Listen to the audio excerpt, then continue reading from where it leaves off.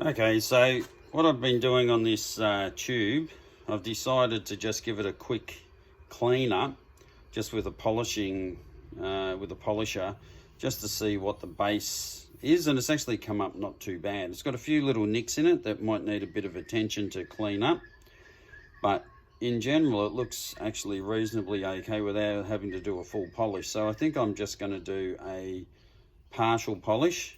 So you might see it actually looks okay. It's just basically a clean up and try and keep the ceramic coating on there if I can. You know, just for usability, it'll be a lot better. So we'll try that anyway. I'll show you how to use the what I'm using to do the polishing. Hello. So this is the machine here.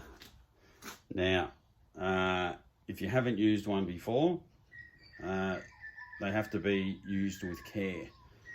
One, when it's at full speed, they take a bit to slow down, and as a result it's got inertia, so if it grabs onto anything you'll get wrapped up in it, and if you're working on your own you are going to be in a lot of trouble. You'll end up with some severe damage, so you have to treat them with care and respect.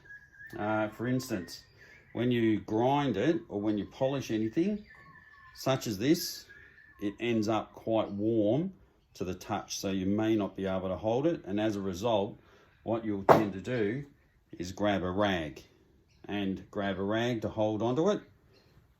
With such a rag, if you get it wound up, you could easily get tangled up into it and end up in a fair amount of trouble, so you have to be very careful. All right, so you can see polishing.